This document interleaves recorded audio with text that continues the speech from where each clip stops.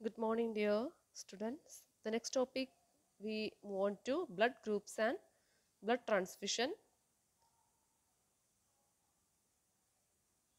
First of all, we aware about blood donation.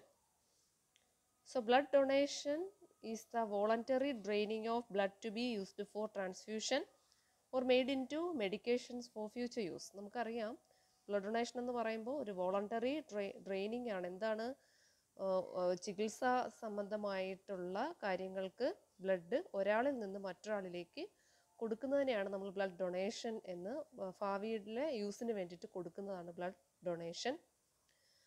And blood transfusion serves lives and improves health. അപ്പോൾ blood donation മൂലം blood ഒരാളിൽ നിന്ന് മറ്റൊരാളിലേക്ക് transfusion നടത്തുന്നത് വഴി നമുക്ക് നമ്മുടെ ആരോഗ്യം മെച്ചപ്പെടുത്താം. അതോടൊപ്പം തന്നെ ധാരാളം രോഗികൾക്ക് ട്രാൻസ്ഫ്യൂഷൻ കൊണ്ട് അവർക്ക് സമയത്തിന് കറക്റ്റ് സമയത്തിനുള്ളിൽ അവർക്ക് ബ്ലഡ് ട്രാൻസ്ഫ്യൂഷൻ നടത്തി കഴിഞ്ഞാൽ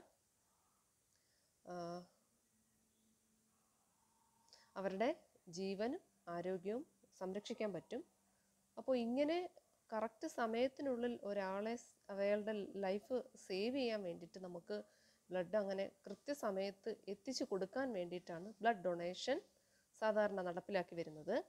അക്കോർഡിംഗ് ടു WHO ഒരു രീതിയിൽ WHO പറയുന്നത് providing safe and adequate blood should be an integral part of every countries national health care policy and infrastructure.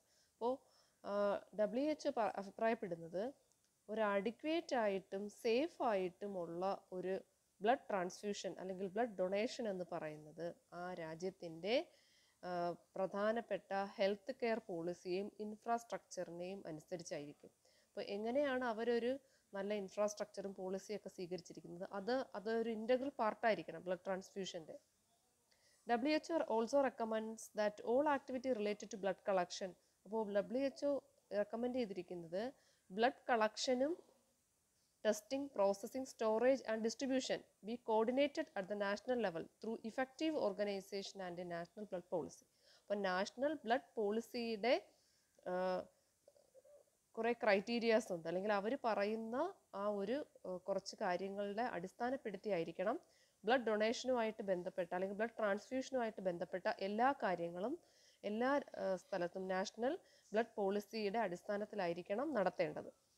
അപ്പോൾ അതിൽ വരുന്ന blood collection, testing, processing, storage, distribution ഇതെല്ലാം ഏകീകരിച്ചുകൊണ്ട് ഒരു നാഷണൽ ലെവലിൽ ഇഫക്റ്റീവ് ഓർഗനൈസേഷൻ തന്നെ അവരൊരു നാഷണൽ ബ്ലഡ് പോളിസിയും രൂപീകരിച്ചിട്ടുണ്ട്. അപ്പോൾ അതിൻ്റെ അടിസ്ഥാനത്തിലായിരിക്കണം ഇതെല്ലാം നടത്തേണ്ടത്. This should be supported by appropriate legislation to promote uniform implementation of standards and consistency in the quality and safety of blood and blood product. അപ്പോൾ ഇത് നമുക്ക് തീർച്ചയായും ഉറപ്പ് തരും. എന്തിനു ഉറപ്പ് തരും? എല്ലായിടത്തും ഒരേപോലെയുള്ള ഒരു നിയമ നടപടികൾ ഇംപ്ലിമെൻറ്റ് ചെയ്യാനും ഒരു സ്റ്റാൻഡേർഡ് കീപ്പ് ചെയ്യാനും ക്വാളിറ്റിയും സേഫ്റ്റിയും എന്തിനൊക്കെ ബ്ലഡ് ട്രാൻസ്ഫ്യൂഷനും ബ്ലഡ് ഡോണറിനും റിസീവറിനും അതേപോലെ ബ്ലഡ് പ്രോഡക്റ്റുകൾ റിസീവ് ചെയ്യുകയും ഡൊണേറ്റ് ചെയ്യുകയും ചെയ്യുന്നതിനെല്ലാം കുറച്ച് പോളിസികൾ ഒക്കെ നിയമാവലികൾ അവരൊക്കെ ഉണ്ടാക്കി വെച്ചിട്ടുണ്ട്. അത് ഒരേപോലെ എല്ലാവരും ഫോളോ ചെയ്യാൻ ഈ നിയമാവലികളൊക്കെ സഹായിക്കുന്നു. സാധാരണയായിട്ട് there are 3 types of blood donors. 3 തരത്തിലാണ് ബ്ലഡ് ഡോണേഴ്സ് ഉള്ളത്. വോളണ്ടറി അൺപെയ്ഡ് ഡോണേഴ്സ്, സ്വന്തം ഇഷ്ടപ്രകാരം പൈസയൊന്നും വേണ്ടാതെ തന്നെ ഡോണർ ചെയ്യുന്നവരുണ്ട്. രണ്ടാമത്തത് ഫാമിലി ഓർ റീപ്ലേസ്മെൻറ്റ് ഡോണേഴ്സ്. രണ്ടാമത് വരുന്നത് ഫാമിലിയിൽപ്പെട്ട ഒരാൾക്ക് ആവശ്യം വന്നാൽ അവർ തന്നെ ആ ഫാമിലിയുള്ളവർക്ക് കൊടുക്കുന്നു, അങ്ങോട്ടും ഇങ്ങോട്ടും റീപ്ലേസ് ചെയ്ത് കൊടുക്കുന്നു. അടുത്തത് പെയ്ഡ് ഡോണേഴ്സ്. ഇപ്പോൾ പൈസയുടെ ആവശ്യത്തിനായിട്ട് ബ്ലഡ് കൊടുത്ത് പേയ്മെൻറ്റ് മേടിക്കുന്നവരുണ്ട്. അങ്ങനെ 3 തരത്തിലാണുള്ളത്: voluntary unpaid donors, family or replacement donors and paid donors. The unpaid donors are volunteers who donate blood grades for a community supply. അപ്പോൾ അൺപെയ്ഡ് ഡോണേഴ്സ് അറിയാം, നിങ്ങളിൽ പലരും അൺപെയ്ഡ് ഡോണേഴ്സ് ഉണ്ടാവാം. അവർ വോളണ്ടിയേഴ്സ് ആണ്. അവർ കമ്മ്യൂണിറ്റിക്ക് വേണ്ടിയിട്ട് ബ്ലഡ് ഒരു സേവനം എന്ന നിലയിൽ കൊടുക്കുന്നവരാണ്. Many unpaid donors donate as an act of charity. അവർ ഒരു ചാരിറ്റി പ്രവർത്തനത്തിൻ്റെ ഭാഗമായി ബ്ലഡ് ഡൊണേറ്റ് ചെയ്യുന്നവരാവാം കൂടുതൽ. These are the safest blood donor group. അപ്പോൾ അവരെന്ന് പറയുന്നത് വളരെ ഒരു സേഫസ്റ്റ് ആയിട്ടുള്ള ബ്ലഡ് ഡോണർ ഗ്രൂപ്പുകളാണ്. If no established community supply system exist, someone from the family or friend circle volunteer as the donor. ഇപ്പോൾ ഇങ്ങനെ ഒരു നമ്മൾ പറഞ്ഞ രണ്ടാമത്തെ ഗ്രൂപ്പിൽപ്പെട്ടവരാണെങ്കിൽ ഒരു ഫാമിലിയോ ഫ്രണ്ട് സർക്കിളോ ഒക്കെ ഇപ്പോൾ ഈ ഒരു ബ്ലഡ് ഡോണർ ഉണ്ടെങ്കിൽ ഒരു ബ്ലഡ് അൺപെയ്ഡ് ചാരിറ്റിയുടെ കീഴിൽ അല്ലെങ്കിൽ വോളണ്ടറി അൺപെയ്ഡ് ഡോണർ ആണെങ്കിൽ അവരുടെ ഫ്രണ്ട്സിന് റിലേറ്റീവ്സിൽ നിന്നൊക്കെ അവർ ബ്ലഡ് അവർ കളക്ട് ചെയ്യാറുണ്ട്.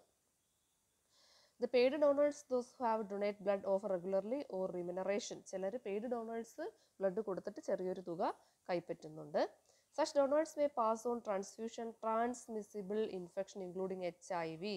അപ്പോൾ നമ്മൾ ഇങ്ങനെ ആരിൽ നിന്ന് ഇപ്പോൾ ഇങ്ങനെ ഒരു സംഘടനയുടെ കീഴിലാണ് ഒരു വോളണ്ടറി അൺപെയ്ഡ് ഡോണേഴ്സ് ആണെന്നുണ്ടെങ്കിൽ അവരുടെ നിന്ന് ബ്ലഡ് സ്വീകരിക്കുന്നതും കൊടുക്കുന്നതും ഒക്കെ വളരെ സേഫ്റ്റി ആയിരിക്കും.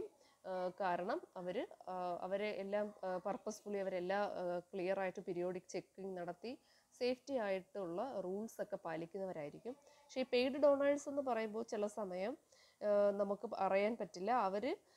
അവരിൽ നിന്ന് ബ്ലഡ് ട്രാൻസ്ഫ്യൂഷൻ നടത്തി കഴിഞ്ഞാൽ അവർ പലതരത്തിലുള്ള ട്രാൻസ്മിസിബിൾ ഇൻഫെക്ഷൻസ് ഉള്ളവരായിരിക്കാം. നമുക്ക് അവരുടെ ഹിസ്റ്ററി ഒന്നും അറിയാൻ വയ്യ. സാധാരണ HIV, hepatitis B, hepatitis C, syphilis, Chagas disease etcetera. അപ്പം ഇങ്ങനെയുള്ള ബ്ലഡ് ട്രാൻസ്ഫ്യൂഷൻ വഴി പകരുന്ന ഡിസീസ് ഒക്കെ ഉണ്ടോ ഇല്ലയോ എന്നൊന്നും അവരുടെ ഹിസ്റ്ററി ഒന്നും നമുക്ക് അറിയാൻ പറ്റില്ല. അതുകൊണ്ട് തന്നെ ഇങ്ങനെയുള്ള കാറ്റഗറിയിൽ നിന്ന് ബ്ലഡ് സ്വീകരിക്കുന്നത് സാധാരണ 50% ആണ് ഇങ്ങനെയുള്ളവർ കാണപ്പെടുന്നത്. അപ്പം ഇങ്ങനെയുള്ളവരിൽ നിന്ന് വളരെ കുറവാണ് ബ്ലഡ് സ്വീകരിക്കുന്നത്. When a person has blood stored that will transfused back to the same donor at later date, usually after surgery, that is called autologous donation. നമുക്കിവിടെ ഒരു വാക്ക് പറയാം, autologous donation. എന്താണ് autologous donation means? When a person has blood stored that will be transferred back to the same donor. ഒരു പേഴ്സണിൽ നിന്ന് blood collect ചെയ്ത് സൂക്ഷിച്ച് വെച്ചിട്ട് ആ ഡോണറിന് തന്നെ പിന്നീട് തിരിച്ച് ഒരു സർജറിക്ക് ശേഷം വല്ലതും നമ്മൾ തിരിച്ചു കൊടുക്കുന്നു. അപ്പോൾ അങ്ങനെയുള്ള ഒരു ഡൊണേഷനെ വിളിക്കുന്നതാണ് നമ്മൾ നേരത്തെ ഇത് കേട്ടിട്ടില്ലാത്തൊരു വാക്കാണ്. അതാണ് ഓട്ടോലോഗസ് ഡൊണേഷൻ. അപ്പോൾ സെയിം പേഴ്സണിൽ നിന്ന് ബ്ലഡ് കളക്ട് ചെയ്ത് അയാളുടെ ഹെൽത്തൊക്കെ ചെക്ക് ചെയ്ത് ഹെൽത്തി ആയിരുന്ന സമയത്ത് ബ്ലഡ് കളക്ട് ചെയ്ത് വെച്ചിട്ട് ഒരു ആഫ്റ്റർ സർജറിക്ക് ശേഷം അയാളിൽ തന്നെ ആ ബ്ലഡ് തിരിച്ച് കുത്തിവെക്കുന്നു, ട്രാൻസ്ഫ്യൂഷൻ നടത്തുന്നു. അതാണ് ഓട്ടോലോഗസ് ഡൊണേഷൻ. അപ്പോൾ WHO മറ്റുള്ള ഇൻ്റർനാഷണൽ ഫെഡറേഷനുമായിട്ട് ഒരു കൊളാബറേഷൻ ഉണ്ട്. അതാണ് red crescent and red cross society. അപ്പോൾ WHOയും federation of red crescent and red cross society ഒക്കെ കമ്പൈൻ ചെയ്തിട്ട് the international federation of blood donor organisations and the international society of blood transfusion sponsors world blood donor day. ഇവരെല്ലാവരും കൂടെ ചേർന്നിട്ട് world blood donor രക്തദാന ദിനമായിട്ട് ആചരിക്കുന്നു. അത് June 14 എല്ലാ വർഷവും ജൂൺ 14 ആ ദിനമായിട്ട് ആചരിക്കുന്നു. അപ്പോൾ നമ്മൾ ഇത്രയും നേരം ബ്ലഡ് ഡൊണേഷനെ പറ്റിയാണ് പറഞ്ഞത്. അപ്പോൾ ബ്ലഡ് ഡൊണേറ്റ് ചെയ്യുന്നതിന് നമ്മൾ കുറച്ച് കാര്യങ്ങളൊക്കെ അറിയേണ്ടതായിട്ടുണ്ട്. അപ്പോൾ ഇനി നമുക്ക് അതിലോട്ട് പോകാം. അതാണ് blood groups and blood transfusion. And the blood group has been discovered. നമ്മൾ ബ്ലഡ് ഗ്രൂപ്പിനെ സാധാരണയായിട്ട് ABO ബ്ലഡ് ഗ്രൂപ്പ് സിസ്റ്റം എന്നാണ് വിളിക്കുന്നത്. This discovered ABO blood group system in 1901. And also discovered RH factor in 1930 along with Alexander Weiner. Is the Karl Landsteiner is the Nobel Prize in Physiology or Medicine in 1930. അപ്പോൾ Karl Landsteiner discovered the AB and O blood groups of man in the early 90s. ABO blood groups are based upon the presence of a specific antigen present in the plasma membrane of RBC and coded by genes. അപ്പോൾ ഇദ്ദേഹം ആണ് ABO blood grouping system ആദ്യമായിട്ട് കണ്ടെത്തിയത്. Call Landsteiner ആണ് അദ്ദേഹം 1901 കാലയളവിലാണ് ഇത് കണ്ടെത്തിയത്. അതോടൊപ്പം തന്നെ അദ്ദേഹവും വെയ്നറും കൂടെ ചേർന്നിട്ട് ഒരു RH ഫാക്ടർ എന്ന് പറഞ്ഞൊരു ഫാക്ടർ കണ്ടെത്തി. ഇത് 1930s. അപ്പോൾ നമുക്ക് എങ്ങനെയാണ് ഈ ബ്ലഡ് ഗ്രൂപ്പുകളെ പലതായിട്ട് തരംതിരിക്കാൻ കഴിയുന്നത്? The difference in human blood are due to the presence or absence of certain protein molecules called antigen and antibody. അപ്പോൾ ഹ്യൂമൻ്റെ ബ്ലഡിൽ ചില ആൻറ്റിജൻസും ആൻറ്റിബോഡീസും കുറച്ച് പ്രോട്ടീൻ മോളിക്യൂൾസ് ആണ് ഇത് കാണപ്പെടുന്നു. അതിൻ്റെ അടിസ്ഥാനത്തിൽ നമുക്ക് ബ്ലഡ്സിനെ പലതായിട്ട് തരംതിരിക്കാം. The antigens are located on the surface of the RBCs and the antibodies are in the blood plasma. അപ്പോൾ ആൻറ്റിജൻ എന്ന് പറയുന്നത് RBCയുടെ സർഫസിൽ കാണപ്പെടുന്ന പ്രോട്ടീനാണ്. എന്നാൽ ആൻറ്റിബോഡി എന്ന് പറയുന്നത് ബ്ലഡ് പ്ലാസ്മയിൽ കാണപ്പെടുന്നതാണ്. Individuals have different types and combinations of these molecules. അപ്പോൾ ഓരോ ഇൻഡിവിജ്വൽസും ഈ പറഞ്ഞ ആൻറ്റിജനും ആൻറ്റിബോഡിയുടെയും ഒരു കോമ്പിനേഷൻസ് തന്നെ ഓരോ ഇൻഡിവിജ്വൽസിലും കാണപ്പെടുന്നു. The blood group you belong to depends on what you have inherited from your parents. അപ്പോൾ നമ്മൾ ഏത് ബ്ലഡ് ഗ്രൂപ്പാണെന്ന് വെച്ചാൽ നമ്മുടെ പാരൻറ്റിൽ നിന്ന് നമുക്ക് കിട്ടിയ ഏത് ആൻറ്റിജൻ ആൻറ്റിബോഡിയാണോ അതനുസരിച്ചിരിക്കും നമ്മുടെ ബ്ലഡ് ഗ്രൂപ്പ്.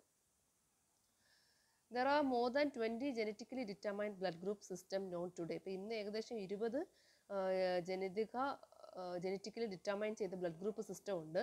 അതിൽ ഏറ്റവും പ്രധാനപ്പെട്ടതാണ് ABO blood group system and rhesus system are the most important ones used for blood transfusion. അപ്പോൾ ബ്ലഡ് ട്രാൻസ്ഫ്യൂഷൻ നടത്തണമെങ്കിൽ പ്രധാനമായിട്ട് നമ്മൾ അറിഞ്ഞിരിക്കേണ്ട രണ്ട് ബ്ലഡ് ഗ്രൂപ്പിംഗ് സിസ്റ്റമാണ് ABOയും RH ഗ്രൂപ്പിംഗ്. അതാണ് rhesus system.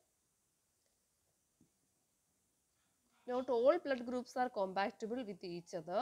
Mixing incompatible blood groups leads to blood clumping or agglutination, which is dangerous for individual. അപ്പോൾ നമുക്ക് പറയാം എല്ലാ ബ്ലഡ് ഗ്രൂപ്പുകളും കോമ്പാക്റ്റബിൾ അല്ല, എല്ലാം മാച്ചായി പോകുന്നതല്ല തമ്മിൽ. അപ്പോൾ ഇങ്ങനെ ചേരാത്ത ബ്ലഡ് ഗ്രൂപ്പുകളെ തമ്മിൽ നമ്മൾ ഈ ബ്ലഡ് ട്രാൻസ്ഫ്യൂഷൻ നടത്തി കഴിഞ്ഞാൽ അവിടെ ബ്ലഡ് ക്ലംപിംഗ് അല്ലെങ്കിൽ അഗ്ലൂട്ടിനേഷൻ ഉണ്ടാവുകയും അത് ഇൻഡിവിജ്വൽസിന് ഡേഞ്ചറസ് ആയിട്ട് മാറുകയും ചെയ്യും.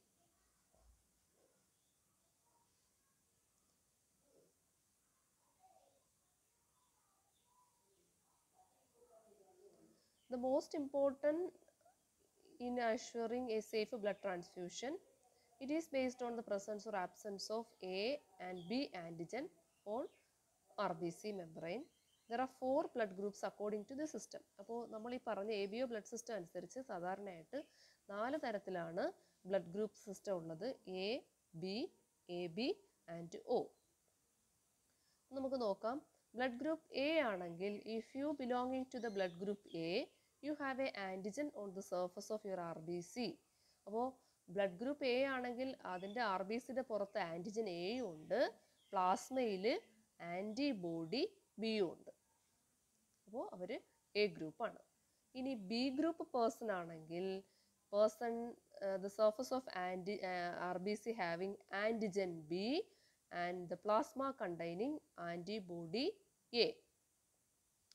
And the AB blood group person having, you belonging to the blood group AB, you have both A and B antigen on the surface of RBC.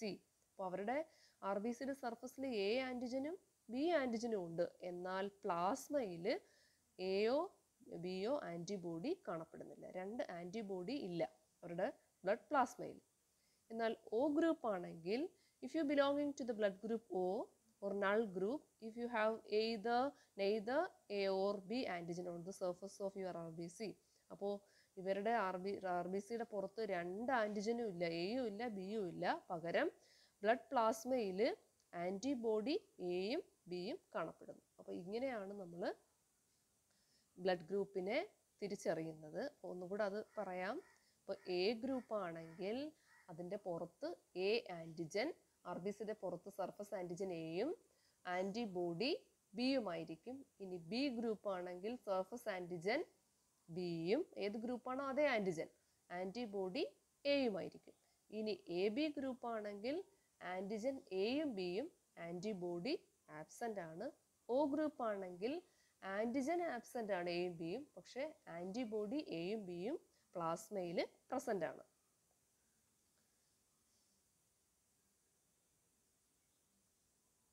This is just a graphical representation.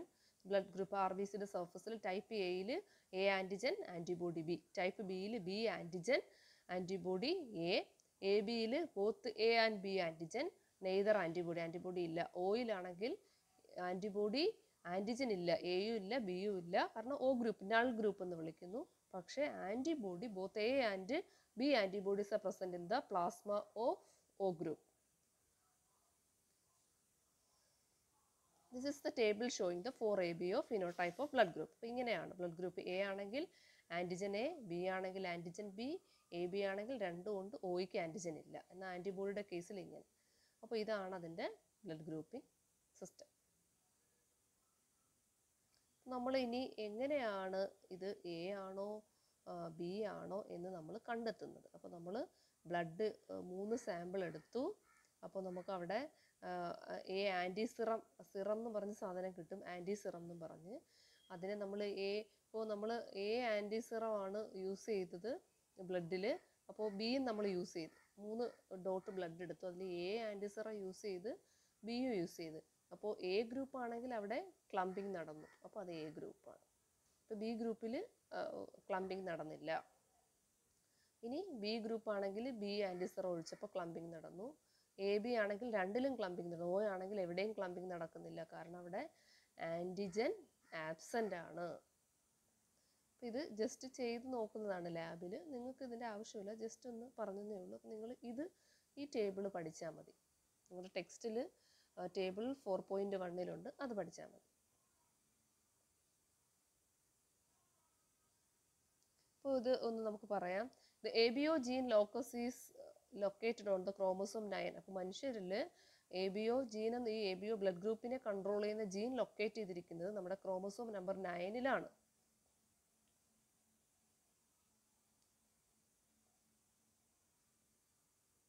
അപ്പോൾ നമുക്കിവിടെ പറയാം, blood transfusion എന്താണ്? Transfer of blood from one person to another in case of serious blood loss is called blood transfusion. അപ്പോൾ serious ആയിട്ട് ഏതെങ്കിലും ഒരു പ്രശ്നം വഴി ഒരാളുടെ ബോഡിയിൽ നിന്ന് ബ്ലഡ് ധാരാളം നഷ്ടപ്പെടുകയാണെങ്കിൽ നമ്മൾ ഒരു ഹെൽത്തി പേഴ്സണിൽ നിന്ന് ബ്ലഡ് ട്രാൻസ്ഫർ ചെയ്ത് സീരിയസ് ആയിട്ടുള്ള പേഴ്സണ് കൊടുക്കും. ഇതിനെയാണ് നമ്മൾ ബ്ലഡ് ട്രാൻസ്ഫ്യൂഷൻ എന്ന് വിളിക്കുന്നത്.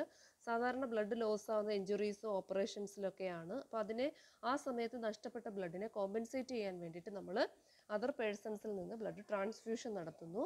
So the blood transfer of blood from one healthy person to another person in case of a serious blood loss is called blood transfusion. The person who donates blood is called donor and one who receives the blood is called recipient. അപ്പോൾ ആരാണോ സ്വീകരിക്കുന്നത് അയാൾ റെസിപ്പിയൻറ്റും കൊടുക്കുന്ന ആൾ ഡോണറാണ്.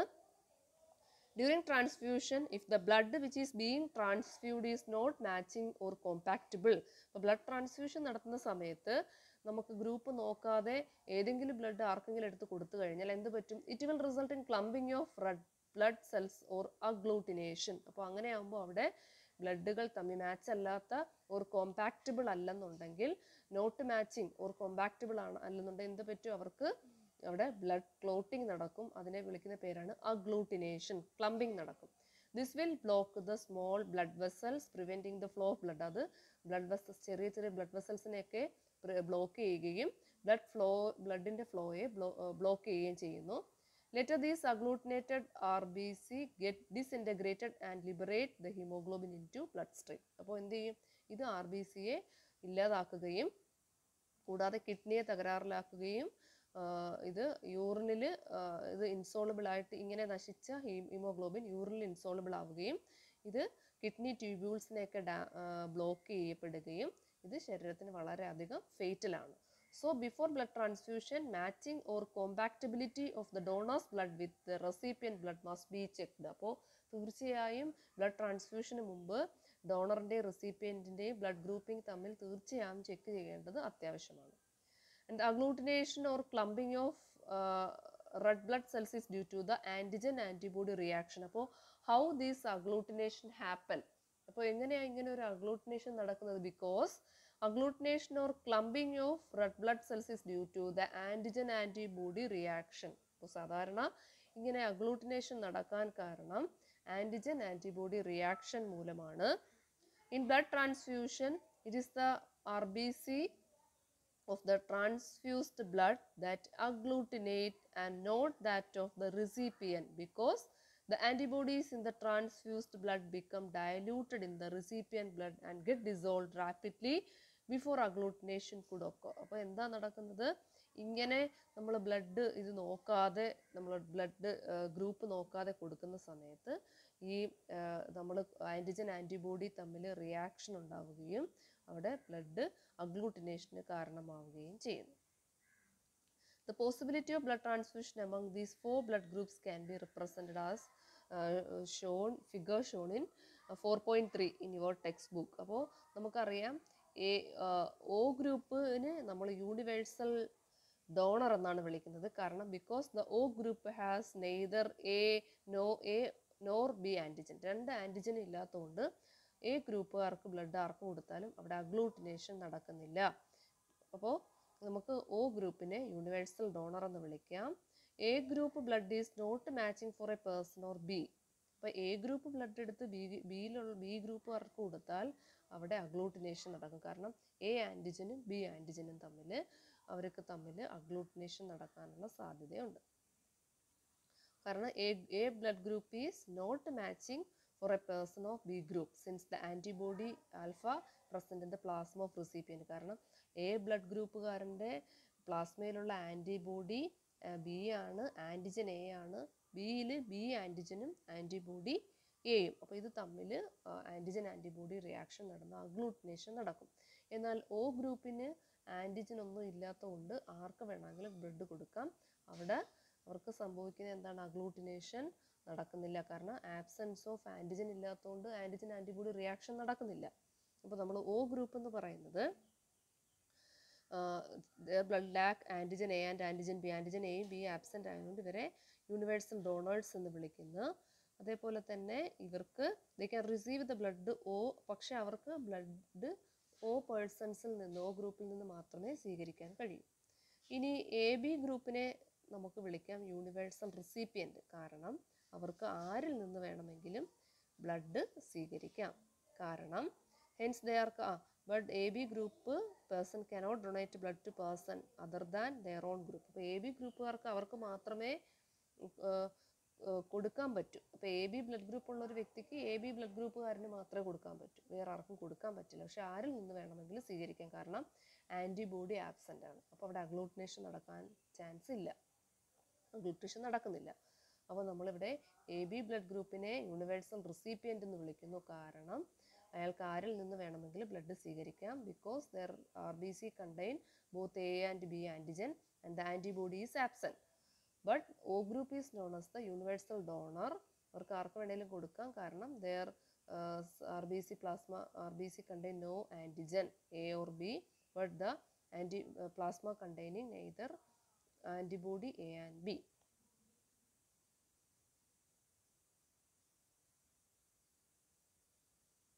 Refer a table in your textbook, table 4.2, compatibility of blood groups during transfusion. Please check the table. And the next important factor is the RH factor. RH factor is the RH factor during 1940, Landsteiner and Weiner discovered the presence of another antigen in the plasma membrane of RBC of rhesus monkey. These named it RH factor. They detected that RH factor was present in about 85% of human beings. People having this factor are called RH positive, and those without it are called RH negative. So the human does not normally contain any antibody for RH factor. അപ്പോൾ ഒരു 1940 ലാൻഡ്സ്റ്റൈനറും വെയ്നറും കൂടെ കണ്ടെത്തി മറ്റൊരു ആൻറ്റിജനെ RBCയുടെ മെമ്പറൈനിൽ അവർ കണ്ടെത്തി. അത് rhesus മങ്കിയിലായിരുന്നു കണ്ടെത്തിയത്. അതിനെ വിളിച്ച പേരാണ്, അവരതിന് പേരിട്ടു RH ഫാക്ടർ. അപ്പോൾ RH ഫാക്ടർ ഉള്ള 85% ആളുകളിലുണ്ട്. RH ഫാക്ടർ ഉള്ള വ്യക്തികളെ നമ്മൾ RH പോസിറ്റീവ് എന്നും ഇല്ലാത്തവരെ RH നെഗറ്റീവ് എന്നും വിളിച്ചു. അപ്പോൾ ഇതും ബ്ലഡ് ഗ്രൂപ്പിങ്ങിൻ്റെ ഒരു അടിസ്ഥാനമാണ്. അപ്പം എ പോസിറ്റീവ് ബി പോസിറ്റീവ് നമ്മൾ പറയുന്നത് എ ബ്ലഡ് ഗ്രൂപ്പുകാരൻ്റെ പ്ലാസ്മയിൽ RBCയുടെ സർഫസിൽ ഈ പറഞ്ഞ RH ഫാക്ടർ ഉണ്ടെങ്കിൽ അയാൾ എ പോസിറ്റീവും ഇല്ലെങ്കിൽ എ നെഗറ്റീവും. So RH factor compatibility is also determined together with ABO blood group compatibility before blood transfusion. അപ്പോൾ ബ്ലഡ് ട്രാൻസ്ഫ്യൂഷൻ നടത്തുന്നതിന് മുമ്പ് ഈ RHൻ്റെ ഒരു ഫാക്ടറിൻ്റെ കോമ്പാക്റ്റബിലിറ്റിയും നോക്കേണ്ടത് അത്യാവശ്യമാണ്.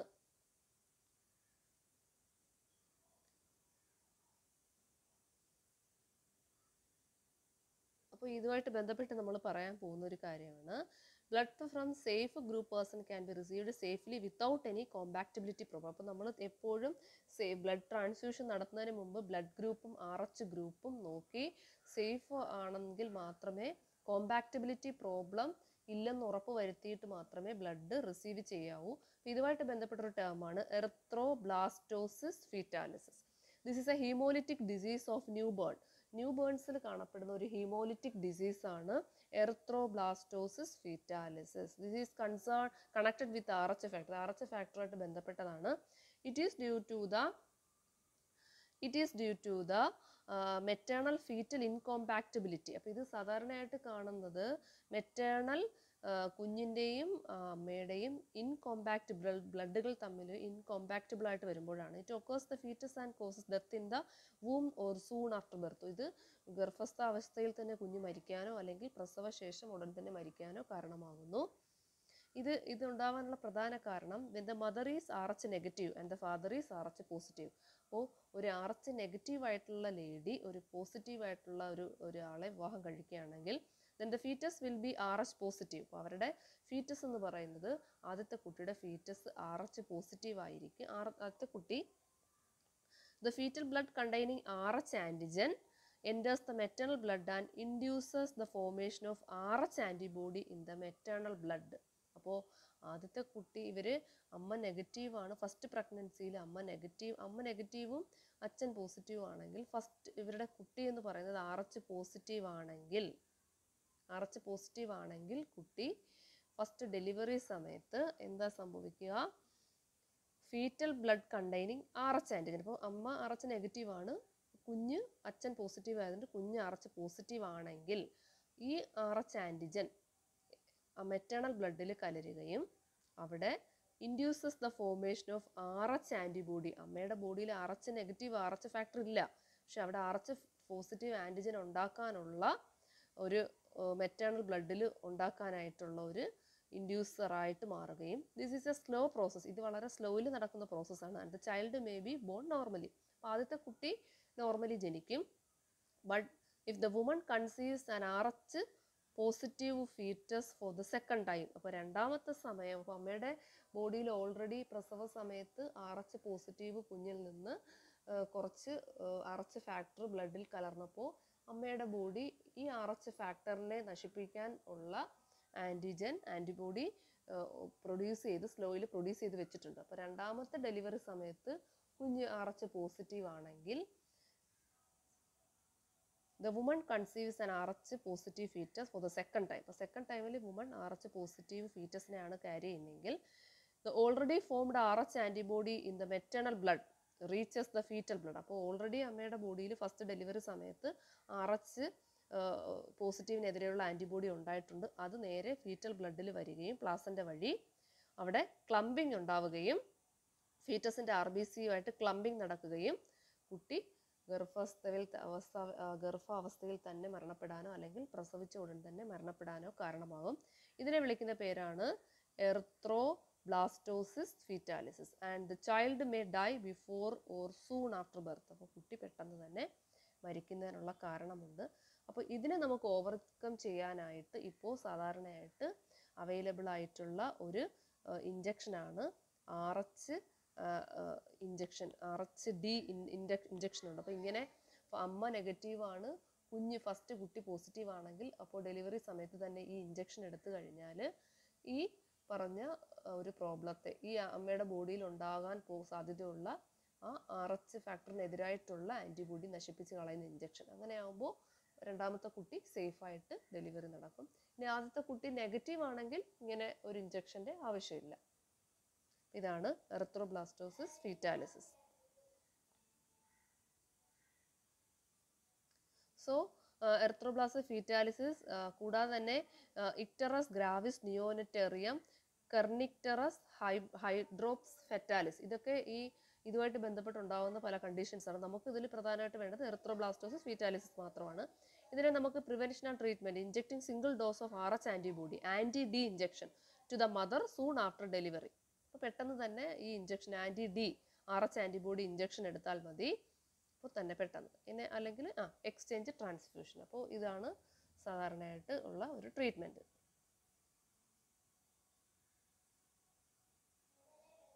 നമ്മൾ നേരത്തെ പറഞ്ഞത് തന്നെയാണ്, people with blood group O are called universal donor and people with blood group AB are called universal receiver.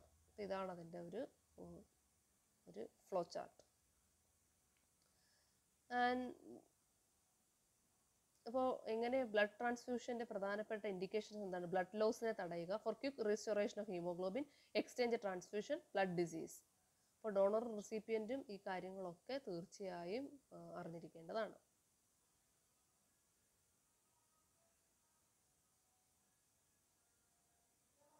What are the clinical application of blood grouping? Blood ഗ്രൂപ്പിങ്ങിൻ്റെ ക്ലിനിക്കൽ ആപ്ലിക്കേഷൻ എന്താണ്? നമ്മൾ ബ്ലഡ് ഗ്രൂപ്പ് അറിഞ്ഞിരിക്കേണ്ടത് blood ട്രാൻസ്ഫ്യൂഷന് easy ആക്കാൻ വേണ്ടിയിട്ടാണ്. കൂടുതൽ preventing haemolytic disease, ഇങ്ങനെയുള്ള haemolytic ഡിസീസൊക്കെ കണ്ടുപിടിക്കണമെങ്കിൽ ബ്ലഡ് ഗ്രൂപ്പ് അറിഞ്ഞിരിക്കേണ്ട അത്യാവശ്യമാണ്. ഇൻ പെട്ടേണിറ്റി ഡിസ്പ്യൂട്ട്, ഇപ്പം പിതൃത്വം തെളിയിക്കേണ്ട സമയത്ത് ബ്ലഡ് ഗ്രൂപ്പിംഗ് ഉണ്ടെങ്കിൽ അച്ഛൻ്റെ ബ്ലഡ് ഗ്രൂപ്പ് ആയിരിക്കും കുട്ടിക്ക്. അപ്പോൾ അതിന് വേണ്ടിയിട്ടും ഇൻ മെഡിക്കോ ലീഗൽ കേസസ്, ഇപ്പോൾ മെഡിക്കോ ലീഗൽ കേസസ് ഒക്കെ വന്നു കഴിഞ്ഞാൽ അതിനെ പരിഹരിക്കാൻ, ഈ നോയിങ് സസെപ്റ്റബിലിറ്റി ടു ഡിസീസ്, അപ്പോൾ എന്തെങ്കിലും തരത്തിലുള്ള ഡിസീസസ് ഉണ്ടെങ്കിൽ അത് കണ്ടുപിടിക്കാൻ. ഗ്രൂപ്പ് ഒ ഡിയോഡിനൽ ക്യാൻസർ, അപ്പോൾ ഗ്രൂപ്പ് ഒ നമ്മൾ ഗ്രൂപ്പ് അറിഞ്ഞാൽ അതനുസരിച്ച് അവർക്കുണ്ടാവുന്ന അസുഖങ്ങൾ എന്തൊക്കെയാണെന്ന് ഡിറ്റക്ട് ചെയ്യാം. ഇപ്പോൾ ഗ്രൂപ്പ് എ ആണെന്നുണ്ടെങ്കിൽ carcinoma of stomach, pancreas and salivary gland. അപ്പോൾ ഇങ്ങനെ ഗ്രൂപ്പ് അനുസരിച്ച് അവർക്ക് ഉണ്ടാവാനുള്ള ഡിസീസ് ഏതൊക്കെയാണെന്ന് നമുക്ക് വരാൻ സാധ്യതയുള്ള ഡിസീസ് ഏതൊക്കെയാണെന്ന് ഐഡൻറ്റിഫൈ ചെയ്യാം. അപ്പോൾ ബ്ലഡ് ഗ്രൂപ്പിംഗ് ഐഡൻറ്റിഫൈ ചെയ്തിരിക്കുന്നത് വളരെ ക്ലിനിക്കൽ ആപ്ലിക്കേഷൻസ് ഉള്ള ഒരു ഇമ്പോർട്ടൻ്റ് ആയിട്ട് അറിഞ്ഞിരിക്കേണ്ടതാണ് ബ്ലഡ് ഗ്രൂപ്പിംഗ്, അതും അതിൻ്റെ പ്രാധാന്യവും. ഇനി ഇതിൽ നിങ്ങൾക്ക് നെക്സ്റ്റ് പറയാനുള്ളത് genetic incompatibility and consanguineous marriages. അപ്പോൾ അതെന്ന് വെച്ചാൽ genetic incompatibility is the phenomenon in which certain combination of partners in marriages results in the deleterious consequences in the offspring. നമുക്കറിയാം ജനിതകമായിട്ട് ഇൻകോമ്പാക്റ്റബിലിറ്റി വളരെ അടുത്ത് വരുന്ന ബ്ലഡ് റിലേഷൻഷിപ്പിലുള്ളവരൊക്കെ വിവാഹം കഴിച്ചാൽ അത് അവരുടെ അടുത്ത തലമുറയ്ക്ക് ഓസ്പ്രിങ്സിന് കുഞ്ഞുങ്ങൾക്ക് ഡിലിറ്റീരിയസ് ആയിട്ടുള്ള പ്രശ്നങ്ങൾ ഉണ്ടാക്കും. അതിനെ നമ്മൾ വിളിക്കുന്നതാണ് ജെനറ്റിക് ഇൻകോമ്പാക്റ്റബിലിറ്റി എന്ന് വിളിക്കുന്നത്. ഇങ്ങനെ ഉണ്ടാവാനുള്ള സാധ്യത എന്ന് പറഞ്ഞാൽ person carrying genes for the same some diseases enter into maternal relationship. ഏതെങ്കിലും ഒരു ബ്ലഡ് വഴി പകരുന്ന ഡിസീസസ് ഉള്ളവർ മാരേജ് ചെയ്യുകയാണെങ്കിലാണ് ഇത് വരാൻ സാധ്യത. The chances for genetic incompatibility are greatly enhanced in cases of marriage between blood relatives. അപ്പോൾ ഇത് ഉണ്ടാവാനുള്ള സാധ്യത ബ്ലഡ് റിലേറ്റീവ്സ് തമ്മിൽ വിവാഹം കഴിക്കുമ്പോഴാണ്. For example, probability of giving birth to children with genetic disease is much greater when the partners are first degree cousins. അപ്പോൾ first cousins തമ്മിൽ വിവാഹം കഴിക്കുകയാണെങ്കിൽ ആ ഒരു കസിൻസിന് എൻ്റെ ഫാമിലിയിൽ ഇങ്ങനെ ഒരു കുട്ടിക്ക് ഇങ്ങനെ ഒരു ജനിതക രോഗം ഉണ്ടെങ്കിൽ തീർച്ചയായും അവർ തമ്മിൽ പാർട്ട്നേഴ്സ് ആവുകയാണെങ്കിൽ തീർച്ചയായും അതിൻ്റെ ഒരു സാധ്യത വളരെ കൂടുതലാണ്. Incompatibility problems can also arise in the case of marriage between genetically unrelated individuals as well as in the case of RH incompatibility. അപ്പോൾ നമ്മൾ പറഞ്ഞത് ജെനറ്റിക് ഇൻകോമ്പാക്റ്റബിലിറ്റിക്ക് ചാൻസ് കൂടുതൽ ബ്ലഡ് റിലേറ്റീവ്സ് തമ്മിൽ വിവാഹം കഴിക്കുമ്പോഴാണ്. എന്നാൽ ഇൻകോമ്പാക്റ്റബിലിറ്റി പ്രോബ്ലംസ് സാധാരണയും കാണപ്പെടുന്നുണ്ട്. എപ്പോഴാണ് ഇങ്ങനെ ജെനറ്റിക്കലി അൺറിലേറ്റഡ് ആയിട്ടുള്ള ഇൻഡിവിജ്വൽസിലും ഈ പറഞ്ഞ ഇൻകോമ്പാക്റ്റബിലിറ്റി കാണുന്നു. ഇപ്പോൾ നമ്മൾ നേരത്തെ പറഞ്ഞത് ജെനറ്റിക്കലി റിലേറ്റഡ് ആയിട്ടുള്ള ഇൻഡിവിജ്വൽസ് തമ്മിൽ മാരേജ് ചെയ്യുകയാണെങ്കിൽ ചാൻസ് കൂടുതലാണ്. ആരെക്കാളും ജെനറ്റിക്കലി അൺറിലേറ്റഡ് ആയിട്ടുള്ള ഇൻഡിവിജ്വൽ, ജനിതകപരമായിട്ട് ബന്ധമൊന്നും ഇല്ല, എവിടെയോ കിടക്കുന്ന ഒരാൾ എവിടെയോ ഉള്ള ഒരു ലേഡിയെ കല്യാണം കഴിക്കുകയാണെങ്കിൽ അവർ തമ്മിൽ ജനിതകമായിട്ട് ബ്ലഡ് റിലേഷൻഷിപ്പ് ഒന്നുമില്ല, പക്ഷെ അവർക്കും ഈ പറഞ്ഞ പോലെ ഇൻകോമ്പാക്റ്റബിലിറ്റി വരാനുള്ള സാധ്യതയുണ്ട്. അതെങ്ങനെയെന്ന് വെച്ചാൽ RH ഇൻകോമ്പാക്റ്റബിലിറ്റി വഴിയാണ്. നമ്മൾ നേരത്തെ പറഞ്ഞു RH ഇൻകോമ്പാക്റ്റബിലിറ്റി ഉണ്ടാകുന്നത് എങ്ങനെയാണെന്ന് പറഞ്ഞു. Here the incompatibility problem occurs consequent on the chance material combination of genetically unrelated or related individual with unmatching hereditary traits. അപ്പോൾ ഇവരുടെ അൺമാച്ചിങ് ആയിട്ടുള്ള ഹെറിഡിറ്ററി ട്രെയ്റ്റ്സ് മൂലമാണ് ഇങ്ങനെ ഒരു ജെനറ്റിക് RH ഇൻകോമ്പാക്റ്റബിലിറ്റി വരാനുള്ള സാധ്യത. അപ്പോൾ ഈ ഒരു ജെനറ്റിക് ഇൻകോമ്പാക്റ്റബിലിറ്റി നമുക്ക് പ്രവചിക്കാൻ കഴിയില്ല. അത് പ്രവചിക്കാൻ കഴിയുന്നത് ഒരു ജെനറ്റിക് കൗൺസിലറെ കൊണ്ടാണ്. അദ്ദേഹം ഒരു പെഡിഗ്രി ചാർട്ട്, പാർട്ട്നേഴ്സിൻ്റെ പെഡിഗ്രി ചാർട്ട് എന്ന് വെച്ചാൽ ഫാമിലി ഹിസ്റ്ററി വരയ്ക്കുന്നു. അത് വെച്ചിട്ട് ഇവർക്ക് എന്തൊക്കെ ഭാവിയിൽ ഡിസീസസ് ഇവരുടെ തലമുറയ്ക്ക് ഉണ്ടാവാനുള്ള സാധ്യത ഉണ്ട് എന്ന് കണ്ടുപിടിക്കുന്നു. അപ്പോൾ അതിനെയാണ് നമ്മൾ ഇങ്ങനെ ജെനറ്റിക്കലി അൺറിലേറ്റഡ് ഈ ജെനറ്റിക് ഇൻകോമ്പാക്റ്റബിലിറ്റി കൊണ്ട് അർത്ഥമാക്കുന്നത്. അപ്പോൾ അതിൽ നിന്ന് മനസ്സിലാക്കാം ഇപ്പോൾ ഇവർ തമ്മിൽ വിവാഹം കഴിച്ചാൽ ഭാവിയിൽ ഇന്ന കുട്ടികൾക്ക് ഇന്ന ഡിസീസസ് ഒക്കെ വരാൻ സാധ്യതയുണ്ട് എന്ന് നമുക്ക് മനസ്സിലാക്കാം. അപ്പോൾ ഇതിനൊരു എക്സാമ്പിൾ ഞാൻ നിങ്ങളോട് നേരിട്ടാണെങ്കിൽ പറയാമായിരുന്നു, പക്ഷെ എപ്പോഴും പറയാതിരിക്കാൻ നിർവാഹമില്ല.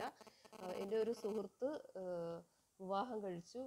അവർ തമ്മിൽ ഒരു റിലേഷൻഷിപ്പും ഇല്ല, ആലോചന ബ്രോക്കർ കൊണ്ടുവന്ന് വിവാഹം കഴിച്ചതാണ്. പക്ഷേ ആ കുട്ടിക്ക് പ്രഗ്നൻസി ആവുന്നില്ലായിരുന്നു. അങ്ങനെ കുറേ കാത്തിരിപ്പിന് ശേഷം പ്രഗ്നൻ്റ് ആയി. പക്ഷെ അത് ട്യൂബിലൊക്കെയാണ് പ്രഗ്നൻ്റ് ആയത്. നോർമൽ യൂട്രസിലാവേണ്ട പ്രഗ്നൻസി അബ്നോർമൽ പ്രഗ്നൻസി പോലെ ട്യൂബൽ എംബ്രിയോ ആയിട്ടാണ് വന്നത്. പക്ഷെ അത് പിന്നീട് അവരെന്തൊക്കെയോ സർജറി, അത് ഡെലിവറി ആവുകയാണെങ്കിൽ ഈ കുട്ടിയുടെ ജീവൻ തന്നെ നഷ്ടപ്പെടുന്ന അവസ്ഥയിലായിരുന്നു. അങ്ങനെ ഈ കുട്ടി എത്രയോ അത് കംപ്ലീറ്റ് ബെഡ് റെസ്റ്റ് ആയി ട്രീറ്റ്മെൻറ്റിലായിരുന്നു.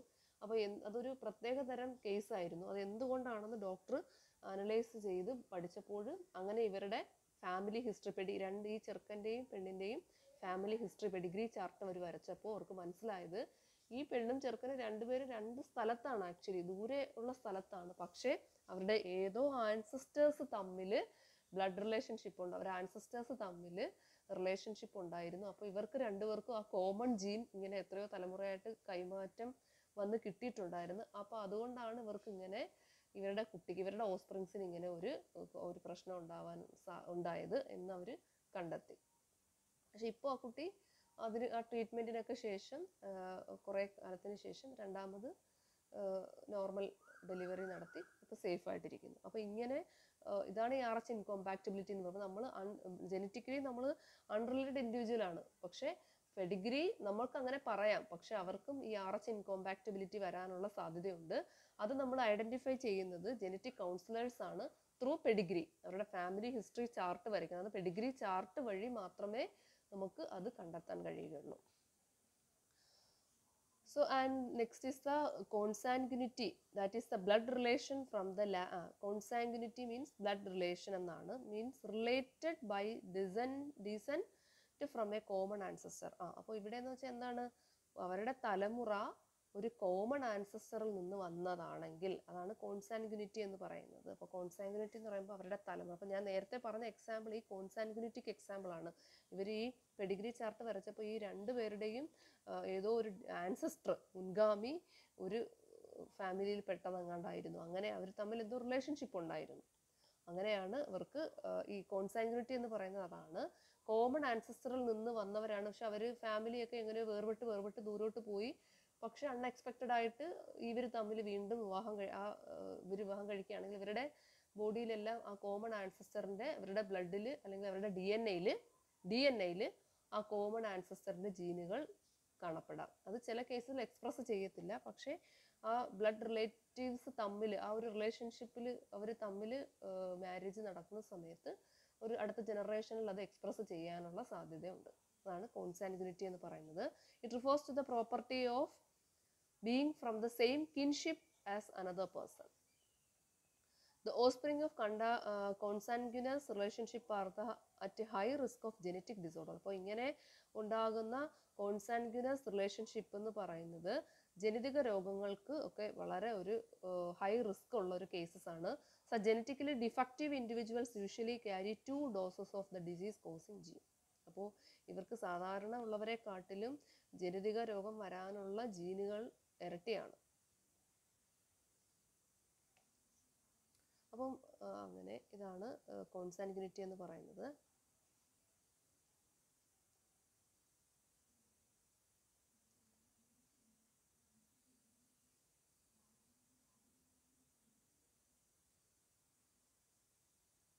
സാധാരണ ഇങ്ങനെയുള്ള ഒരു കോൺസാൻഗ്യുനിറ്റി മാരേജസിൽ പോപ്പുലേഷൻസിൽ ചിലർ നമ്മൾ കണ്ടിട്ടുണ്ട്, അവരുടെ ഫാമിലിയും തന്നെ വിവാഹം കഴിക്കും. അപ്പോൾ ഇങ്ങനെയുള്ളവർക്കാണ് സാധാരണ ഈ കോൺസാൻഗ്യുനിറ്റി ഉണ്ടാവാനുള്ള സാധ്യത. അപ്പോൾ ഇങ്ങനെയുള്ളവർ പോപ്പുലേഷൻസിൽ സാധാരണയായിട്ട് കാണപ്പെടുന്ന അവർക്ക് വരാൻ സാധ്യതയുള്ള ഇൻഫെക്ഷസ് ഡിസീസസ് ആണ് ട്യൂബർകുലോസിസും ഹെപ്പറ്റൈറ്റിസും. ഇത്രയാണ് ഈ പോർഷൻസിൽ പറയാനുള്ളത്. അപ്പം any doubts please contact me. അപ്പോൾ എന്തെങ്കിലും ഡൗട്ട് ഉണ്ടെങ്കിൽ കോണ്ടാക്ട് ചെയ്യുക. Thank you.